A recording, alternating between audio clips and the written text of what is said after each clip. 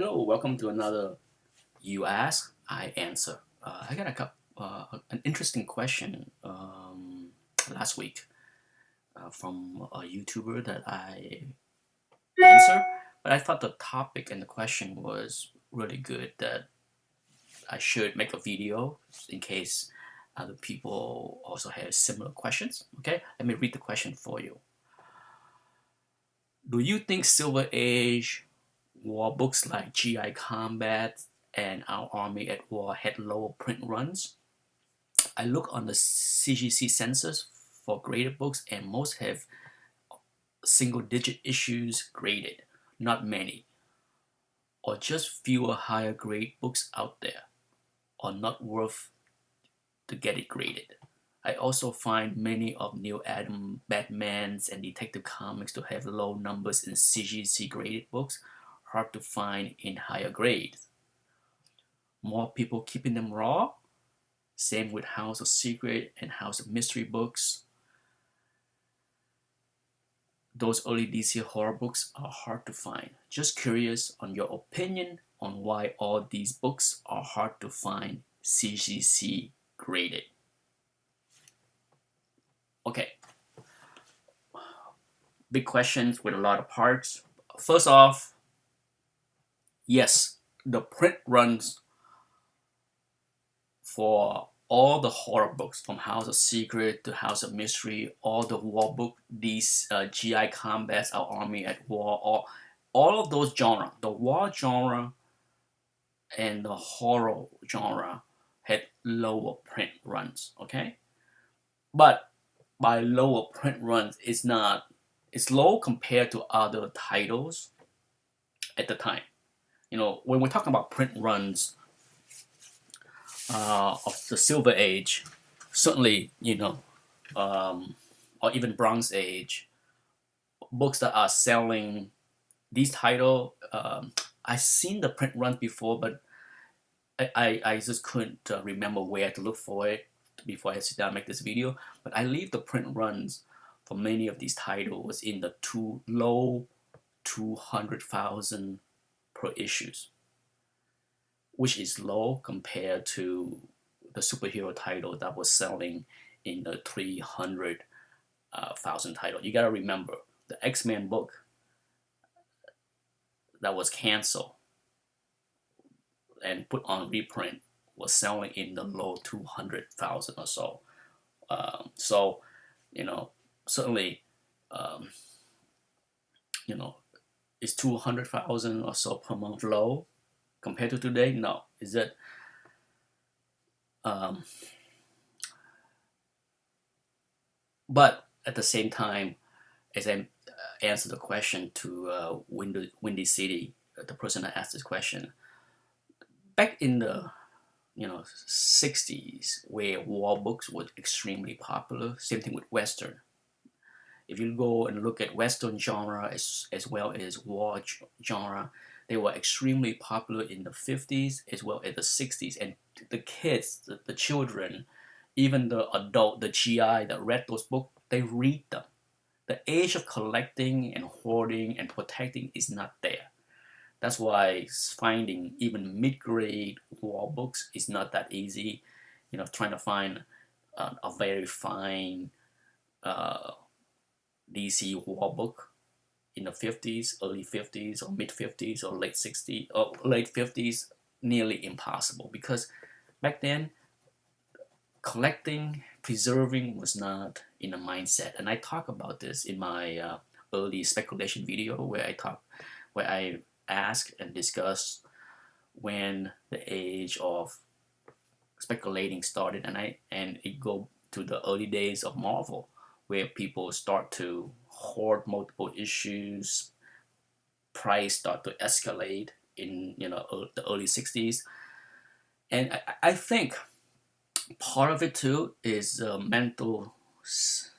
mentality of the different collector. The collector that came on the scenes in the early 60s, the Marvel zombies, are not the same as the collectors that had been collecting DC books through the 50s at all, in my opinion. Sure, I think some people that was buying DC in the 50s, late 50s, and stumbled across The Birth of Marvel, collected both, but there are many, I believe, that came on to the hobby in the early 60s and buy superhero Marvel books that don't care about DC at all, you know.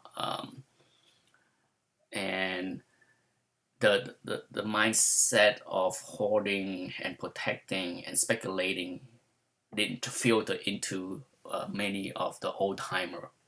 By old timer, I mean people that at the time in the 60s had been buying DC war books and loving them and reading them to death. And so that's make it harder to find high grades, no doubt. Okay, but ultimately, um, it's the whether something is slabbed or not has a lot to do with the demand. Always have been, and there's very few people today that collect slabs. The slabs collector today care about the war genre. You know, not enough. I cannot say that there's nobody that care. Okay, because if you throw out there a super high grade, I'm talking about like a 9.0 Silver Age war books, there will be a few bidders fighting for it, but it's not the same as throw out there a high grade Silver Age Spider-Man. There will be thousands of people fighting for it instead of a handful of people. So there's just not enough demands out there to drive up the price, because ultimately the slab market, for the most part, are dictated by the demands, by the people that want to buy those slabs. Now when you're talking about Neal Adams, for your question, the Neal Adams DC Detective Batman, why are they not more slabs out there? It's a combination of many things. Okay, compared to the war and horror genre book, where it's not as highly collected, highly chased after by the mass body of collectors out there, I think a lot of high grade Batman and Detective Neal Adams book are in hands of long-time collectors that enjoy them. I mean, I love Neal Adams, and I have a lot of high-grade raw Neal Adams book, and I'm not flipping them. I'm not selling them. So that's one reason why there's not that many free, non-slab books on eBay all the time, because I think there are a true love for those books where people keep them as long as possible instead of flipping them on eBay constantly, trying to get rid of them, trying to make a quick buck. So it's a different mindset this is just my 2 cents, okay? I have no empirical data to prove any of these things. So if I'm wrong, I'm wrong. It's just my 2 cents or penny. As some people would say, sometimes my 2 cents is not worth it, and it might not even worth a penny. So when it comes down to Neal Adams, DC, Batman, detective books, I think the lesser number of slabs has more to do with many of the collectors that are currently holding these books are not slab collectors. Sure, if you slap a nice high grade books out there, it will sell. It will sell. There's no doubt in my mind. It will sell for a good price. But the people that own these things, me for example, are not in a hurry to slap them, to sell them. Okay, that day will come. Trust me, that day will come. And as far as the demand drive the slab, it's easy to see how books that are near irrelevant, not cared for, exploded because of the demand of the market, especially in this speculation age of collecting. Okay, I pull a quick. I look at the census data fairly quickly. House of Secret 92, no doubt one of the most highly viewed book as far as significant as well as the artist, everything. That book has less than 1,000 copy slabs. Okay, less than 1,000. And if you look at other uh, similar, it's hard to find book that's equivalent to the House of Secret 92. Okay, but look at Marvel Spotlight. Marvel Spotlight 5, the first showing of Ghost Rider that came out maybe a year later. Over 1,300 slabs. So as you can see, is Swamp Thing more or less important than Ghost Rider? It's depend on who you ask, but certainly you can see that more people are chasing. There's no doubt. Okay, there's no doubt that there's more collector buying Marvel only. There is no dispute about this whatsoever. and I think it has less to do of there's not enough high grade House of Secret 92 out there. Sure, it's a tough book to find high grade because of the dark cover, so it's not. But trust me, if that book, if there is a Swamp Thing movie or TV show or something that announced in the next year or two, we will revisit this video and see how the census will explode from under 1,000 to 2 or 3 or 4,000. It will happen. All you need is a TV announcement or a movie announcement, and census will blow up because the demands are there and people will stampede to send the stuff to CGC to get graded to get the maximum dollar value. Here's a perfect example of what I'm talking about. Ms. Marvel 1. Not terribly important for many decades. Up until December of 2013. Okay? You're talking about a year and a half ago, before any kind of buzz about movie, potential movie, all that stuff. Before all of that nonsense, there was barely 328 CGC slabs out there. Not a high number. Okay, not a high number by whatsoever. A lot of people collect Marvel Bronx #1. Okay, and that book is in abundance, as we all know. 328 slab as of December of 2013. Now, with the movie announcement, do anyone care to guess how many book has been slabbed in the past year and a half?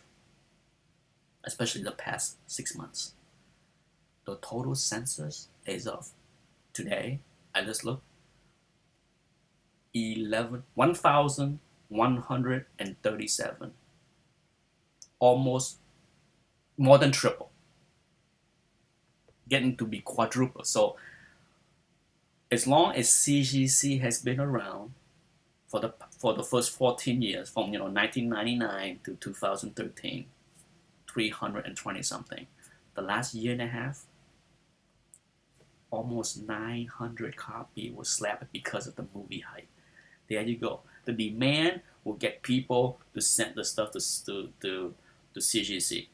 Okay, CGC is a big beneficial of the movie hype market. There is no question, no doubt that they are loving every minute of this stupidness that's going on with all the movie hype and people going crazy buying slab because a character is in the movie. They are a direct beneficial of this trend. Make no doubt about that. There's no doubt on that. And there's no movie that ties in or hype with any of the war books or horror books, so that's not going to happen anytime soon. So the demand, sadly, for those books, that genre, those two genres are just not there. The census will not change anytime soon. Sadly, as much as I love Joe Kubert, the longer time pass, the less people will care about the DC war genre and the DC books. I don't see any kind of growth in those books. But that's just me. Does not mean that I don't want to buy them. Does not mean that I don't want to collect them. But that's just me. But not for many people. Many people on you, even on YouTube, that love to show off the keys. But there aren't that many keys in DC horror or DC war. Very few. Okay. I hope my answer makes some sense. As usual, a lot of rambling. Anyhow, thanks for watching. Bye.